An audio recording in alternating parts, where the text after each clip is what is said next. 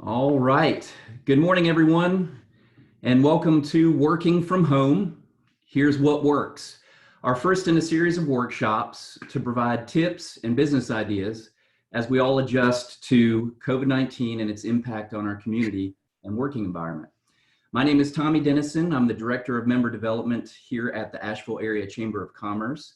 And I'd like to take a moment just to introduce our wonderful panelists that are providing these great resources and ideas today. Um, First up is Sarah Benoit of JB Media. She has worked in web design, SEO, and social media fields since 2003 and has been teaching classes on related subjects since 2006. Sarah leverages her years of experience to create timely, relevant, and engaging training content. Welcome, Sarah. Jacob Ratliff is the owner of AshevilleMARKETER. It's a local digital marketing firm specializing in strategy, development, and execution for small businesses. Jacob focuses on helping businesses fuel sales and organizational growth through growing their audience, generating leads, and converting more customers. Welcome, Jacob.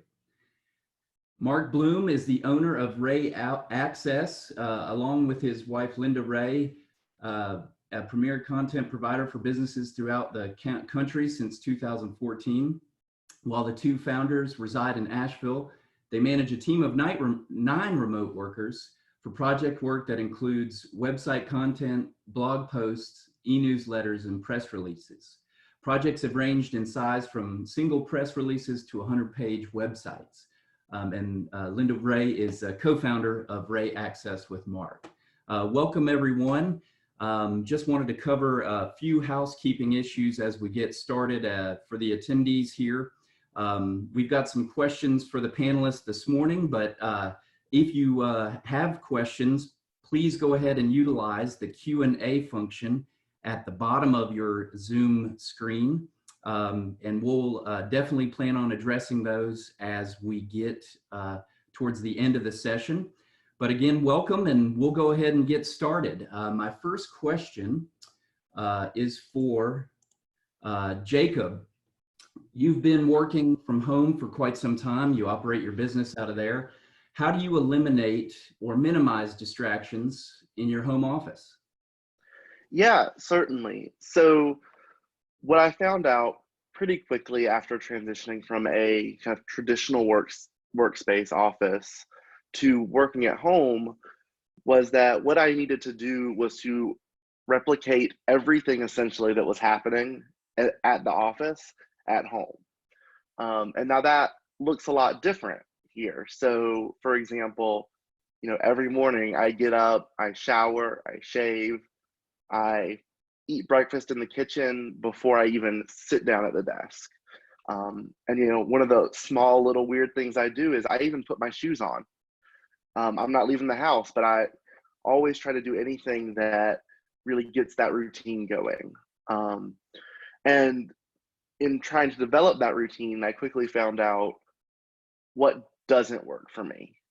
So I found out that, I can't have my breakfast at the desk. I need to actually go into the kitchen and sit at the counter to do that. And the reason for that is, when you have the office space, you're driving somewhere, it's a lot easier to have that degree of separation in your mind. And when suddenly your office is in your home, that's suddenly really difficult to do. So that's, why I, don't eat my breakfast at the desk. And the kind of the big distractions that most people run into are around those household chores.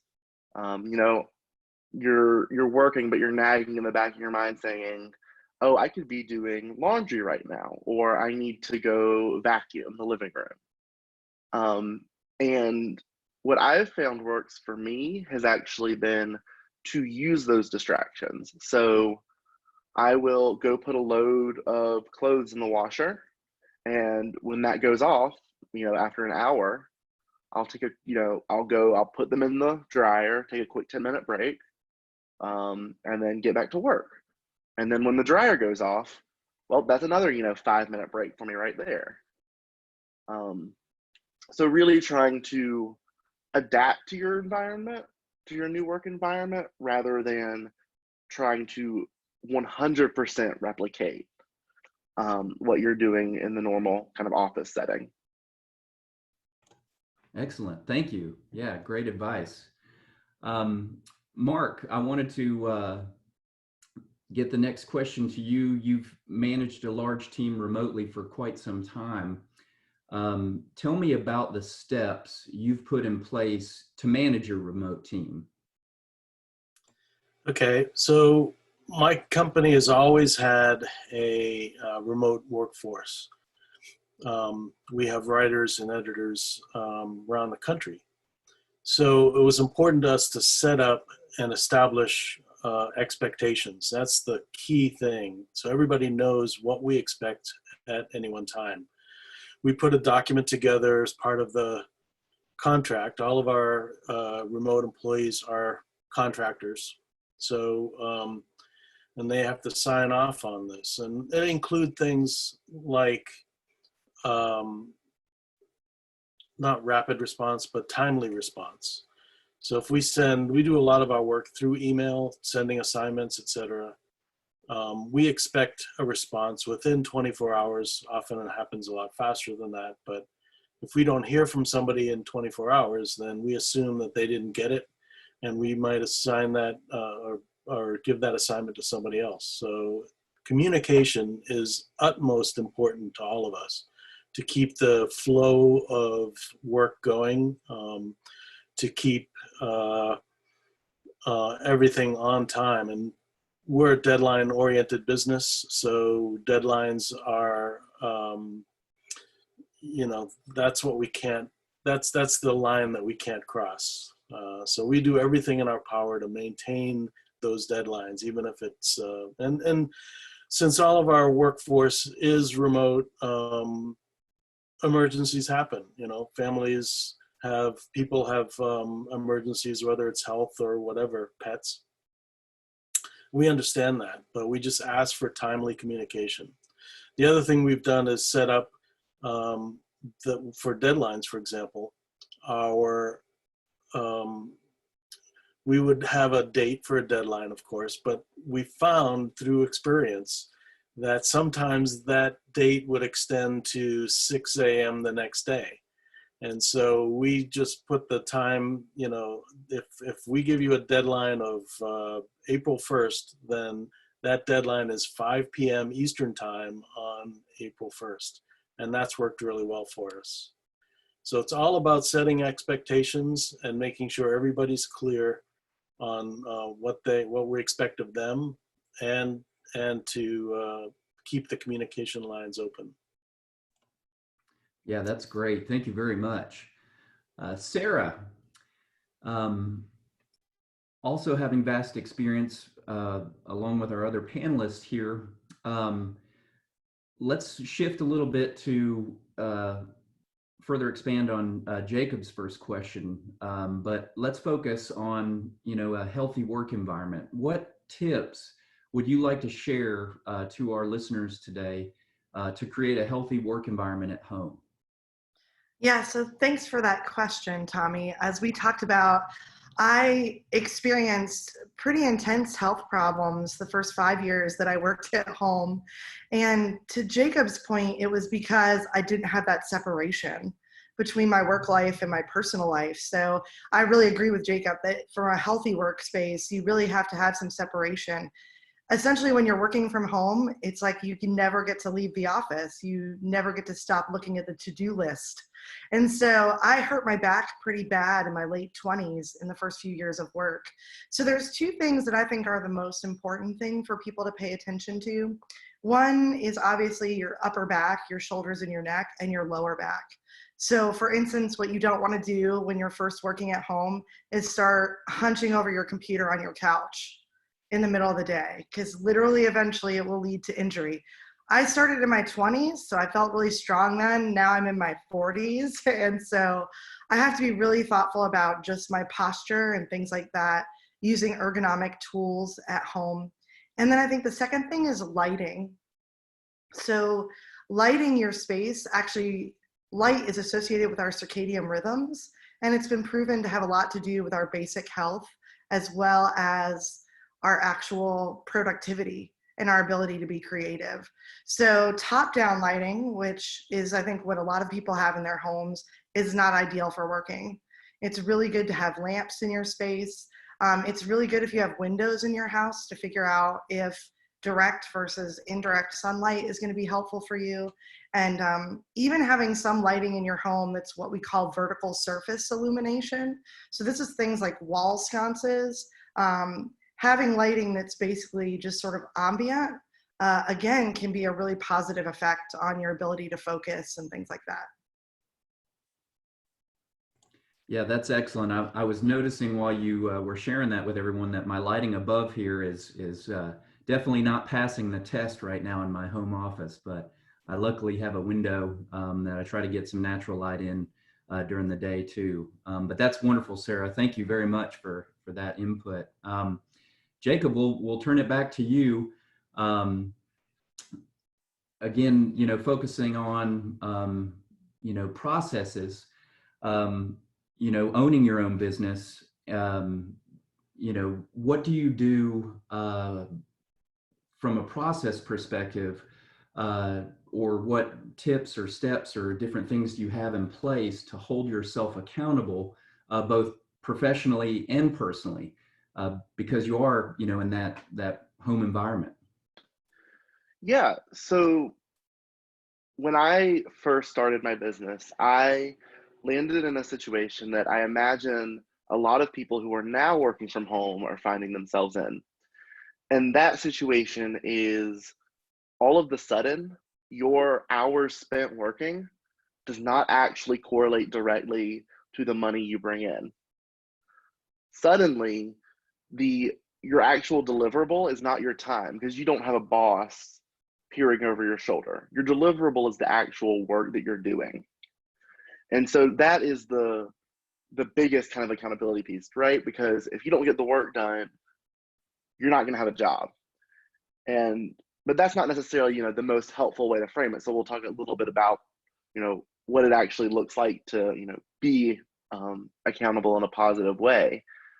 But when your time does not equal your dollars and rather your productivity equals your dollars, what that means is it can go one of two ways. Either it can be really great in that you get more done in less time, or it can be really awful in that it takes you 12 hours to do what in the regular office would take you 4. So it's really important to keep that equation in mind, that suddenly, like, what the work you actually get done is actually what's going to bring you money, not the hours. Now, in thinking about accountability, what I discovered pretty early on is that there's these 2 forms of accountability. The first one is your personal accountability. This is how I was able to stay accountable to myself.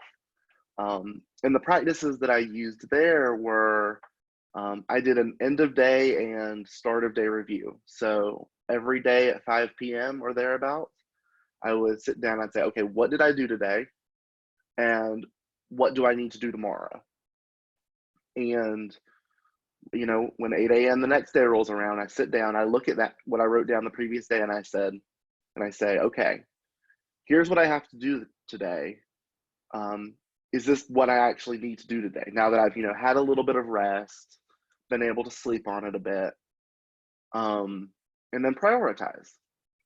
And, so there's that daily level, and then there's also this weekly level of, what are the 2, 3, 4 big projects that I need to focus on this week? What are the big focuses? And I spent a lot of time trying to figure out if it's better to spend an hour on each focus every day of the week, or to spend an entire work day on one of these focuses. And for me, the answer is to spend an entire day on one of the projects rather than a little time here and there. So there's some experimentation about what works best for you. But the other side of things, which is this interpersonal accountability, is how do you stay accountable in relationship with other people? And this is probably the biggest change a lot of people will experience when they're starting to work from home for the first time, because suddenly there's not someone in the office right next to them. There's not, there's not someone they can talk to while they're over getting coffee in the break room or whatever. And that's what I was kind of saying earlier about, you're replicating these small things. So a couple things that I've put in place have been to have an accountability partner. And it's the kind of thing that happened organically. I didn't go up to him and say, "Hey, will you be my accountability partner?" It was someone who I meet with once a week. We have collaborations, and I realized, oh, like, he's actually like holding me accountable. And this could be a coworker, it could be a friend. It probably should not be your partner or the person with whom you live. Yeah, I see Sarah nodding her head. But also, so you have that one-on-one accountability with someone else, but then there is with this question of where's the larger community here, and with what we can do today with Slack or Asana, all these collaboration and communication tools, it's really easy to be able to chat with your coworkers throughout the day. And I recommend that. I think it can seem like it comes at the expense of productivity, but I think it's worth it for sanity, and I think it can actually help productivity. And if you don't have a lot of coworkers, then look for these like mastermind groups, Facebook groups. Like, find your people that'll help hold you accountable and that you can help hold them accountable, and just find where they are and join that community. And maybe that means starting your own community. But yeah, just finding the people that you need to be around for support.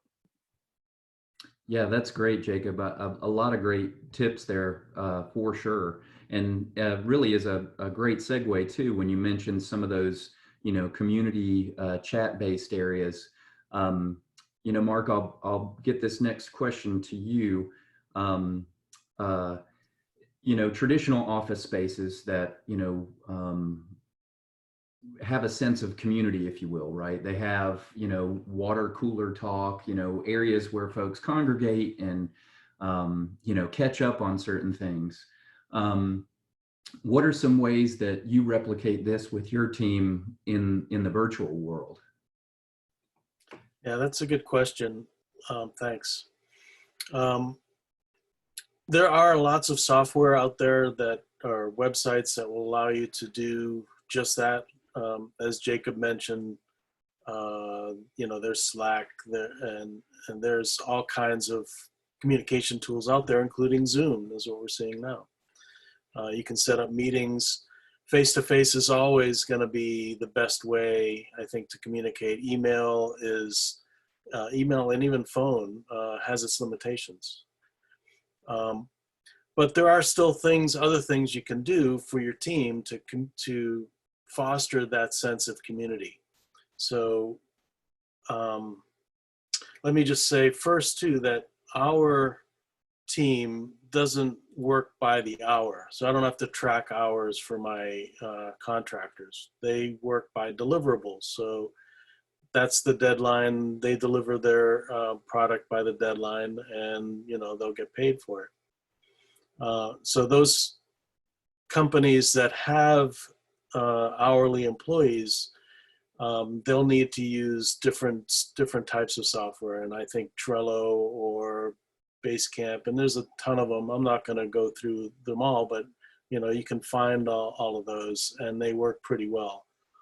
And I think they have pretty small or short ramp up time, so those are good too. But when you have a meeting like this, whether it's on Zoom or a different platform, and a lot of people are attending, give everybody a chance to talk. That's another way of fostering some community. And obviously in a meeting, you have certain things you want to accomplish, but at the end, maybe spend some time just, you could say chit-chatting, but if people are having issues, let them vent or let them express those issues to the group so that everybody can be aware. Because if one person is having an issue, chances are others are having similar issues. So it could be beneficial that way. And also sort of opens it up to the group. And if everybody feels like they have a say, then nobody feels excluded, which is an important part of that community, building that community. Also, if you're the boss, if you're managing these people, you know where they are.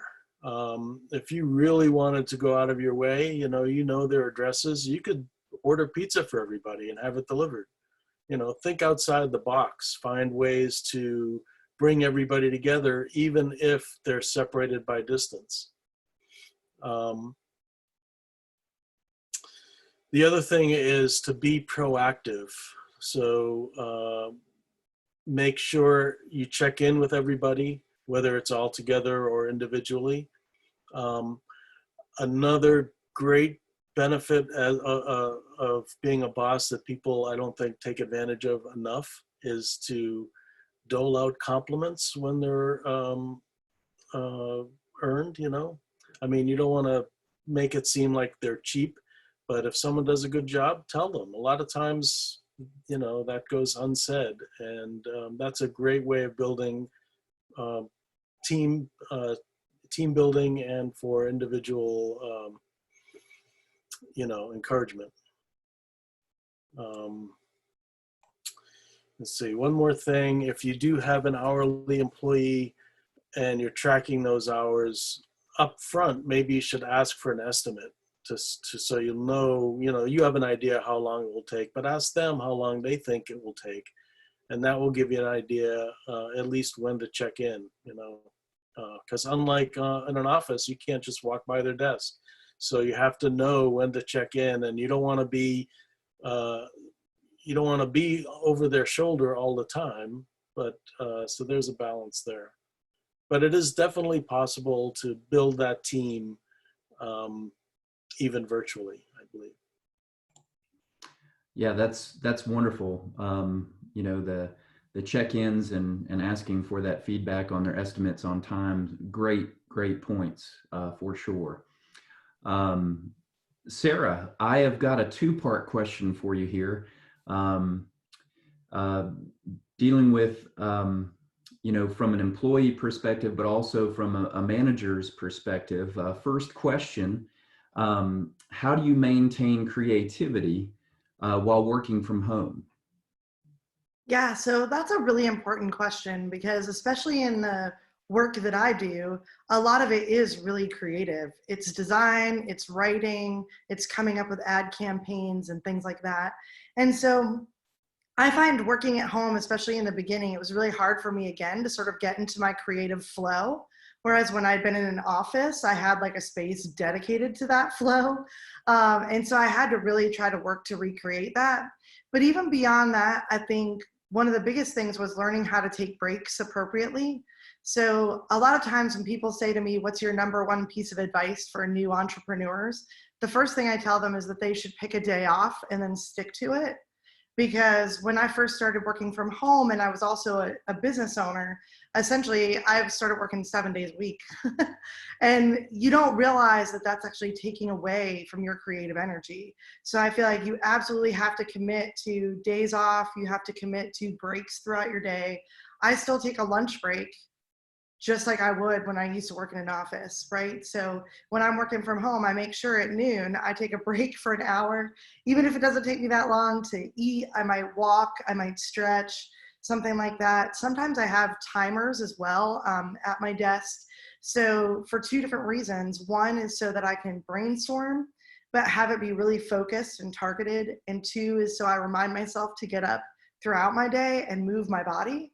Because sometimes, again, I will just get into a zone and I'll realize I haven't gotten up in like 5 hours.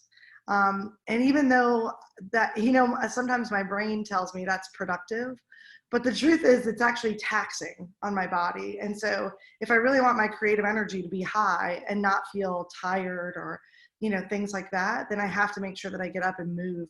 But I think one of the top things that I've been working on personally over the last few months is I've been reading a book called Deep Work. And if you're a creative, I would just recommend that you check out that book, because it essentially talks about how important it is when you're a creative that you have some period of uninterrupted time to work on your projects. And so what that means for me is I have to turn off Slack, and I have to turn off my email, and I have to ignore my texting. Because for me to get into a really creative space, especially if I'm working with a student or client, I need that 3 hours of uninterrupted time to think about their project, look at their information, maybe look at their tracking and data, and really process and analyze the information and come up with ideas. When I'm still allowing all of that sort of peripheral stuff to interrupt me in that process, I find, one, it just doesn't happen as fast. So to Jacob's point, it's like all of a sudden something that normally would have taken me 3 hours took me 8 hours, which is really frustrating.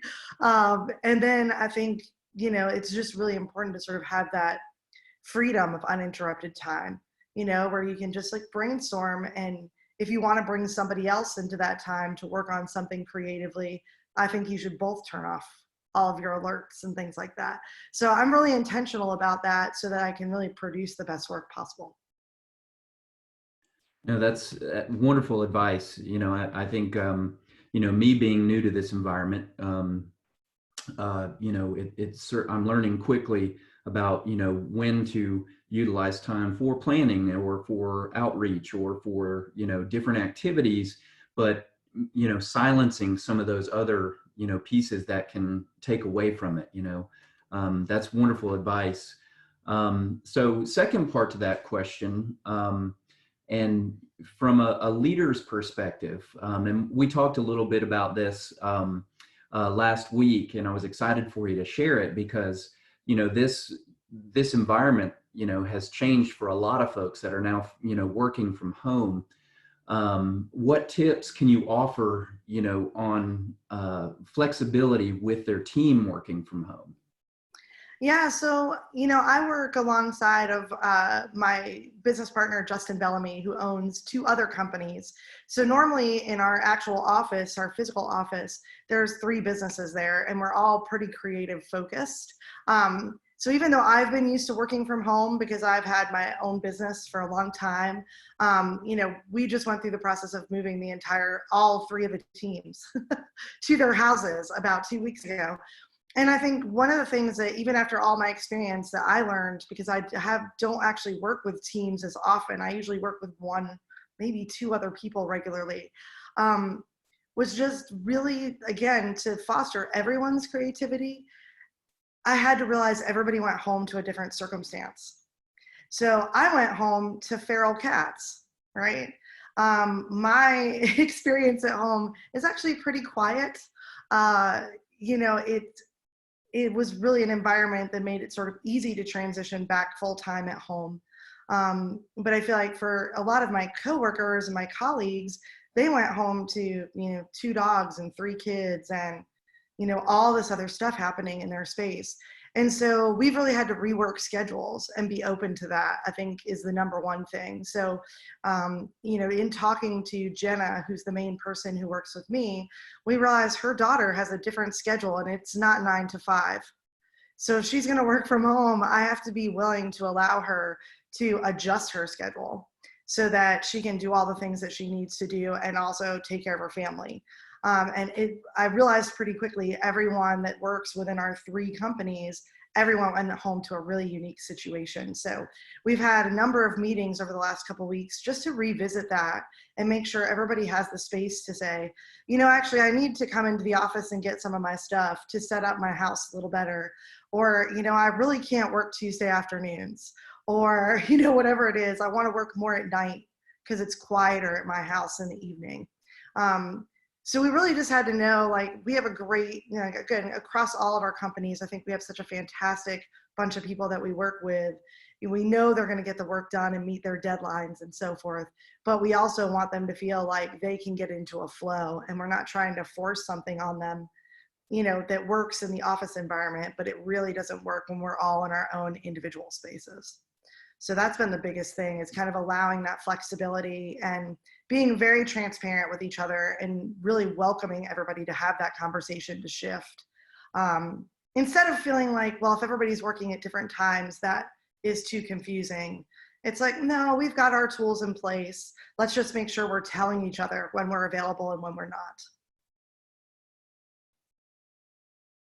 Yeah, that's wonderful. Yeah, thank you, because it is just being mindful of everybody's schedules and our colleagues and all of that. It's with this new environment, that flexibility piece is huge. And yeah, we definitely know our teammates are going to get the work done, and just being flexible around everybody's schedules is a big key component, and great advice. I wanted to kind of open it up to the whole group here. There's from the healthy workplace piece, Sarah, going back to your point, talk a little bit about, and any of y'all are more than welcome to chime in, the ergonomics of your desk setup. So having like, I've seen the raised desks and different things, but what are y'all utilizing at home? And for our viewers that may not have that availability, what are some tips you could offer that they could maybe utilize books or something to just give them a some type of support that will help them maybe with spinal alignment and different things like that. But whomever would like to go first. I was going to say, I can jump in and just say, from my perspective, the most important things for me are, one, that I have sitting and standing options. I have to be able to stand up throughout my day, because when I was around 29 years old, I had been sitting at my desk sometimes for 15 hours a day. And what I did was I slipped a disc in my L5. And I was really young, I was in good shape. I was healthy. It was literally just from being in a sitting position, sometimes for too long. I wasn't really monitoring myself. I was spending long hours on projects. So I always want to have the ability to kind of pop up and down throughout the day when I can. And that can be anything. I've built standing desks out of stools. I've built them on countertops in the kitchen. I've built them on my desk with little blocks to create kind of a higher up positioning. I also sit on a yoga ball pretty frequently, especially at home. So I don't actually, because of my L5 injury, I don't actually sit in chairs almost at all anymore. And then the other thing I would say is important is, now that I've been on a computer for 20 years, I have to have a screen that's up facing my eye level. So I use a lot of big screens. I have a lot of different types of things where I can elevate my laptop and then use like a keyboard with it instead of using the keyboard laptop itself. And that's really because after 22 years, essentially, I have a tiny bit of degeneration in my neck, and it comes from looking down at my computer and looking down at my phone too much. And although I'm taking care of it and I'm in pretty good shape, I can feel it. So if I sit on my laptop, at the kitchen table, and I look down for even like an hour or two, I'm going to feel a lot of tension up here. And so those are the two biggest things for me, that I just have to make sure I've got eye level screens, and that really I have the option to stand or sit. Yeah, that's great. Thank you. And Mark or Jake? As an older computer user, I'll just say that I agree with everything Sarah has said. Definitely getting up out of the chair every hour or thereabouts is good for you, and it also spurs creativity, getting away from the screen for a while. And if you have like a portable keyboard, you can use that just about anywhere, whether you're standing, as long as you're within Bluetooth range, you can be anywhere and still work, a good chair, I think, is really important. I got one, I think this was like a couple $100. I don't know if you can see it, but just from Staples, and it's made a big difference in my life. I'll tell you that much right now. So it's the little things that are going to make big differences in the long term. Yeah, that's great. Great advice. Jacob, how about you? Yeah. So, emphasizing what Sarah said, like, so everyone's working from a laptop all of a sudden. I would say probably 90% of people are using laptops, and sitting there hunched down, looking down all day is probably the worst thing you could possibly do, right? But what I found in addition to that, is by the end of the day, I would just be getting these horrific migraines. And because I was staring at the computer all day. After work, I was watching Netflix. And then after that, I was lying in bed on my phone, scrolling through Facebook. That's a lot of screens. And, one small thing that I've done is I have these, blue light blockers in my glasses, the filter that kind of lessens the impact. And that's a small thing you can do, but really the way to deal with that is to take a break from the screens. So that's probably the biggest advice I have. And then as far as having that eye level monitor, one thing I use is just a laptop stand that just sets my laptop up right here, and I hook it to a big monitor, and it's wonderful. Is the long and short of it. Because I definitely hold a lot of that tension up here as well, and so when I'm staring down, it's just after like an hour, yeah, I feel it. So you really just wanting to be aware of your body, listen to your body throughout the day, and give it what it needs. Yeah, that's wonderful. I'm hearing a lot of common themes that I'm certainly taking notes on, and I'm going to go back and watch this video once we get it posted out to our website. Regular breaks to just get up, walk around, help fuel your creativity. Having the right chair for those that, whether that be the yoga ball or the one that, provides proper alignment, screen placement, to have that alignment looking up. I'm actually going to adjust my computer later today with something I makeshift here at the house. That accountability piece, I love the idea of having the accountability buddy.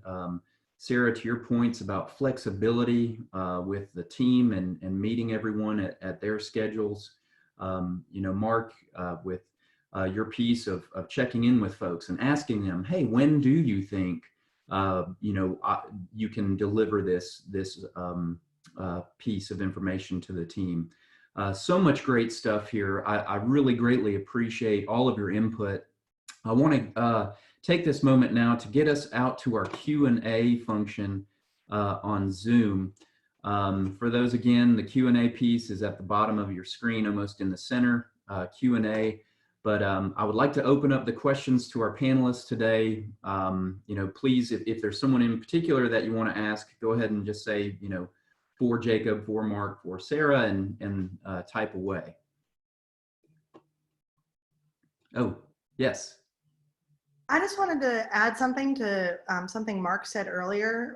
I also personally work a lot with contractors where we're not tracking hours, but my business partner's team obviously is like an agency team that's, they definitely track hours on everything they're doing. And so there are a lot of great online tracking systems that you can get even for free. I know I personally have used something called Clockify. And then I think Justin's team has been using something called Time and I. But all of those are great ways to track your team's hours if you need to do that in a more traditional way. And even personally, as one person in my web design company, one of the things I really like is that I get to keep track of how long things are taking me. So to Jacob's point, I really know when I'm at high productivity and I know when I'm at low productivity because I actually look at each project to see how it's going. So I will recommend, if you are going to be home for a while, even if it's just you, to consider using a system like that so that in some ways you can clock in and out and understand how you're spending your time throughout the day. It can really help you figure out where you're missing the mark. Yeah, that's a wonderful point. Wonderful point. Any questions from the audience? No need to be bashful. We've got 20 minutes left here for our panelists, but let's not let their expertise go to waste. If there's something that you want to know about, working from home or managing a team, please feel free to chime in. We'll give you all another minute or two here to maybe get the questions flowing, and go from there. I will ask a question out to the team. What has been y'all's biggest challenge, as leaders, as business owners? What has been the biggest challenge you've experienced thus far, being in the virtual world?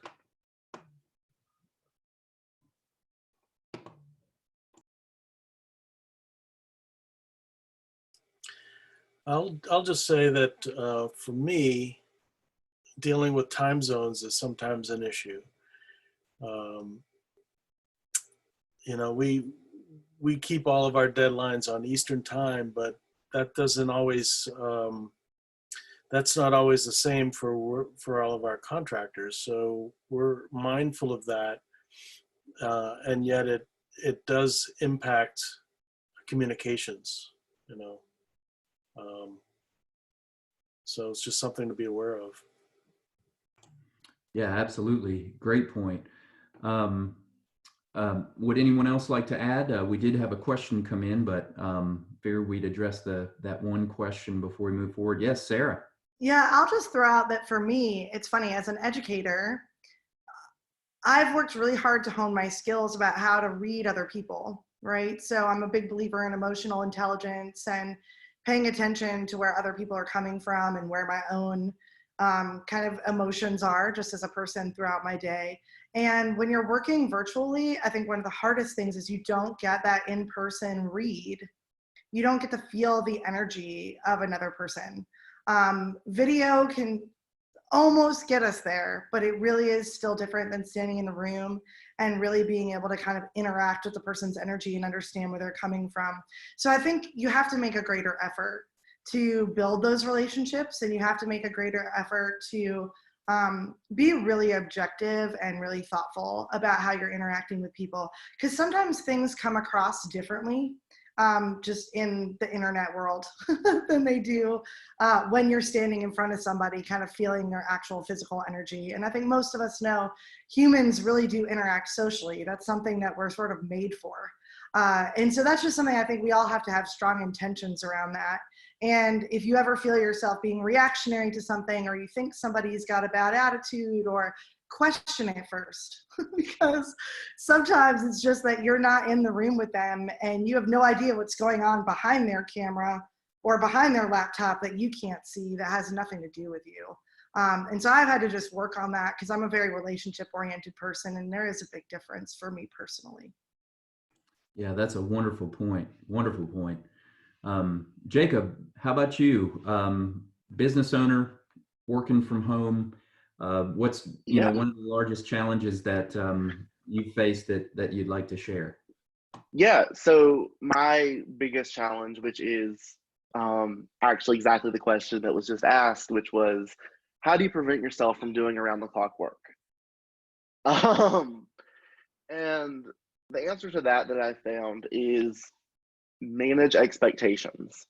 Manage your own expectations and manage the expectations of people that you work with. And don't be ashamed of doing that. So, for instance, if someone, emails me at 10 o'clock at night, if I have always responded to all of their emails within 14 minutes of them sending it, they're going to expect a response within 14 minutes of sending that email at 10 o'clock at night. So, and that's not to say you can't respond to emails that quickly.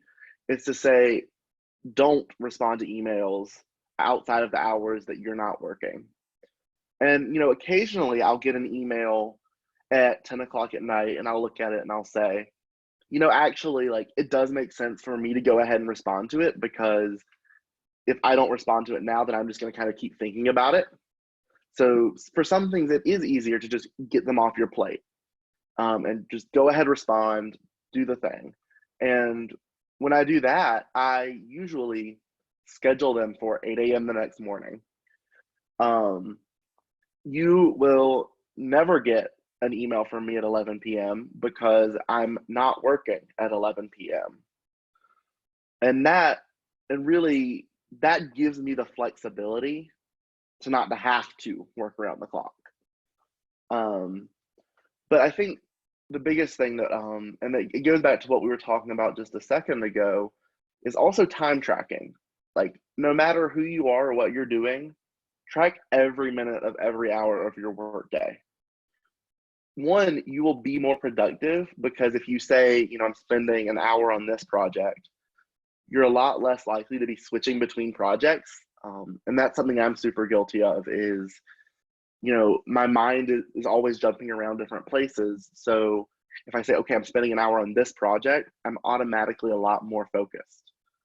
And then, you know, at the end of the day and at the end of the week, I can look back and say, oh, okay, I spent, you know, 4 hours on this project. I really didn't need to spend 4 hours on that project. And I can see when I spent the time on that project. So I can look at it and see, oh, I'm working 17 out of 24 hours of the day. And so what that means is you're able to have the data to look at it and say, to look at it a little bit more objectively than you would be able to otherwise, and say, okay, here's what I'm doing. Here's the adjustments I need to make. Yeah, that's wonderful. Thank you, Jacob. Mark, you had a point from earlier that I think would be, you know, maybe attached to this question we had from our audience here, but you mentioned time zones as, you know, something that is that kind of extra manageable piece. But given that you are working with individuals on your team in different time zones, how do you prevent yourself from doing that round the clock work? That's a tough question because we like to work and we like to get paid. And, you know, when a client is on the line, you know, it doesn't almost doesn't matter what the time is. But yeah, you do have to draw the line and it's all about communication. So letting your team know, letting your clients know that, you know, these are the work hours. And if they contact you beyond those hours, you will get back to them. It just may not be immediate. And sometimes I'll just send a quick email and say, I'll get back to this in the morning. And that lets them know that you received it and that a response is coming. So that's the best way, I think. It's all about communication. Yeah, that's wonderful. Great point. Sarah, how about you? You know, you've got, you know, multiple projects like the rest of our panelists here that are kind of all functioning, you know, in real time, you know, and you know, what is something that you do to prevent yourself from that, you know, round the clock work? Yeah, so I come from like a long ancestral line of workaholics. So I am just one of those people where, you know, and again, my career has been the focus of my life. So, you know, I love my job, you know, to Mark's point, like I really love the work that I do. I enjoy it. I have a lot of energy as a person naturally. I've never really slept that much. So there's sort of some natural tendencies that I have that lend me to just working long hours if I'm not careful. So for me, I think like it really came down to a mindset. I'm not at my best if I'm working on my 14th hour of work. I can try to convince myself in my brain that I'm amazing and that like I can do anything and I'm, you know, just like Superwoman. But the truth is, after we passed over 8 hours, it all became questionable. And I learned this lesson, I think, the most intensively because I build websites, you know, in part of my life. And it's very easy when you get into the flow of building a website to not want to stop. Because once you're in the flow, you're getting really quick, things are moving fast, the work is just coming out nicely. And so you want to you get this sort of addictive thing, I think, of keeping it going. But the problem is once I would cross over a certain amount of hours, I would start making mistakes.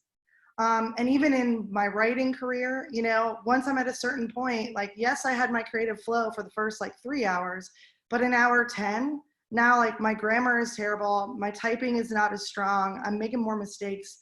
So I really had to change my mindset that like I'm not stronger, better, and just more hardcore because I can work for 16 hours. It's really important for me to understand that like I'm taxing my own energy at that point. And so everybody's got a different endpoint. Mine is an 8. I can often work 10 hours and feel really good about that. But you know, everybody has their breaking point. And I think you have to really be honest with yourself about what it is. And if you're pushing past that all the time, you've really got to ask yourself why. Because sometimes I found that in the later part of my evening, as I continued working when I should have stopped, I would just make a bunch of mistakes and I'd have to go back over things. And then as Jacob mentioned, I'm no longer making the hourly I was making at the beginning of the day. Now I'm making a much less hourly because everything has taken me 3 times as long. And I just had to really get disciplined about saying, you're done and stop it. Your body's tired. It's time to stop. And so listening, like Jacob said, to your body is so key. And I've had to really learn how to do that because I think my natural tendency is to ignore it and keep going. But for me, it's really been a mindset change for myself. Yeah. Mark. Tommy, yeah, I just want to point out and build on what Sarah said, that when you're working from home, you'll find that you're more productive at certain times of the day. And that for you may be in the morning, or for you may be in the afternoon or even the evening. But those are the times when you need to be working at your desk. For me personally, I find it takes a little longer for me to get into a project, but once I'm there, things just flow smoothly. So I try to, I don't dive right into a project. I kind of wade in. And once I'm there, you know, I want to be in my most productive time of day. So I plan things around that, and it works for me. Yeah, that's wonderful. Great point too. Yeah, because we all are, you know, unique, and how we our most productive times are all different. And yeah, it's good to be aware of that, I feel. But also recognize, you know, to all of your points about that threshold, like where do you hit that moment that you're just like, okay, I'm going cross-eyed looking at the screen. I think I need to take a break and walk out of the room. Yeah, very, very, very great information. We haven't had any more questions come up, but before we wrap up our session today, I just wanted to see if anyone had any other questions for the panelists here. One thing I will mention, just to give some folks some time to type any other questions, as I mentioned earlier, this is a series of different webinars that we are producing here through the Chamber. Our next one is coming up Thursday afternoon. Resilient brands need nimble marketing is the subject. So please tune in as well. All the information is on our website that can be found there, as well as from our COVID-19 resource page as well. The town halls and webinars are all listed at the top. Again, I want to thank all of you all today. Jacob Ratliff of AshevilleMARKETER, Sarah Benoit of JB Media, and Mark Bloom of Ray Access, co-founder with Linda Ray. Really appreciate y'all being here this morning. Greatly appreciate your time. Before we end it for the day, any final thoughts that y'all would like to leave with any of our attendees this morning? The last one, I think, is just like, go easy on yourself. It's not going to be perfect from the get-go. You're going to spot opportunities for improvement. So just go easy on yourself. Yeah, I'll just dive in, and I just want to really echo that, Jacob, because I think, especially as a number of people that I know are moving home from their office for the first time ever, set a schedule, do the best you can, and if you fail, just realize the schedule wasn't realistic, or how you imagined it isn't working, instead of feeling bad about it. Because I think that's where a lot of people, they go home and they think they can just transfer their work straight to home and it's all going to be the same. But like I said, we end up figuring out, oh, I really can't do calls at this time because my neighbor's dog has been barking for 30 minutes and she does this every day. And it's going to interrupt whatever I'm trying to do if I'm using my speakers and mic. There's little things like that that you won't know till you're doing it. So I feel like it's really important just to set some goals, see if you can accomplish them. A week later, evaluate if what you did worked. And if it didn't, don't be afraid to just adjust, because there's really not a right and wrong, in my opinion. And again, as people who are leading teams, I think you really have to remember that there's no right and wrong to the setup. It's really going to be people figuring out where their flow is and what works the best for them. Yeah, and all of the advice that we're giving this morning, I think comes from months, or if not years or decades of experience. So we found what works for us, and it's going to be a process for all of you out there too. Just take your time, see what works, get that space set up in your home that feels good to you, and just go for it. Yeah, thank you all. Great advice. Greatly appreciate everyone in attendance today. Hope you enjoyed the material. We'll have this up as a video to our site soon to go back and watch for these great tips. Jacob, Mark, Sarah, thank you again for your time today. And thank you all who tuned in. Our next one coming up is Thursday. Resilient Brands Need Nimble Marketing, Thursday afternoon. But we look forward to seeing you all soon, and hope you all have a great day.